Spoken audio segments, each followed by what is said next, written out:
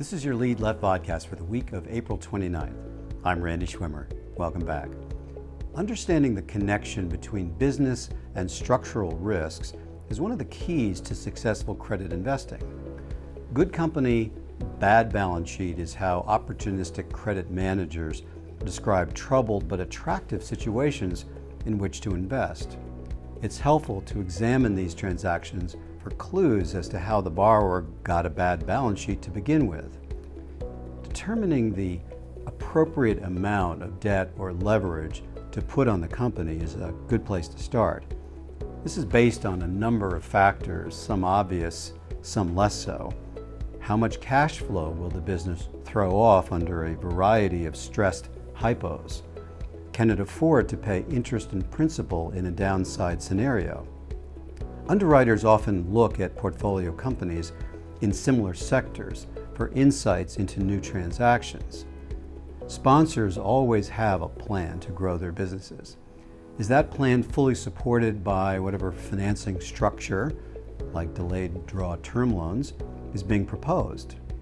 Particularly crucial in the current environment is what are the rate and capex assumptions and the resulting debt service ratios. For new buyouts, what is the expected purchase price?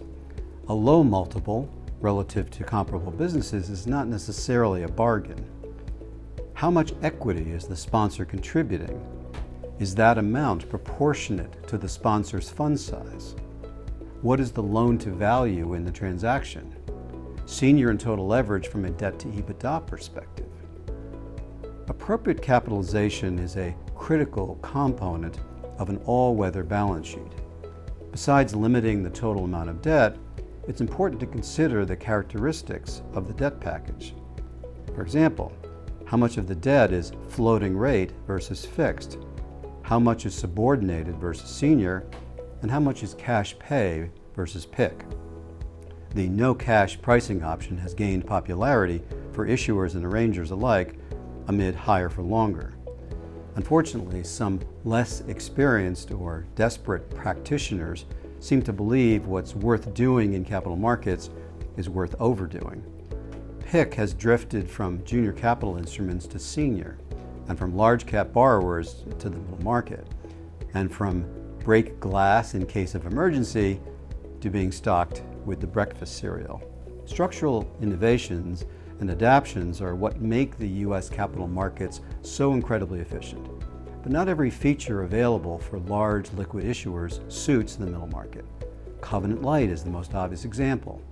BSLs qualify for incurrence-only financial tests because they are often attached to bond deals with the same tests. Smaller illiquid loans lacking maintenance tests could result in the lender without a seat at the restructuring table.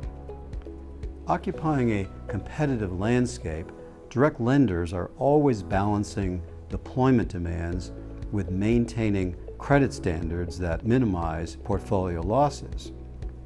Next week, we continue our Best Practices series with a look at how top practitioners can successfully do both. From our seat at the Lead Left restructuring table, this is Randy Schwimmer, wishing you and your families a safe and healthy week.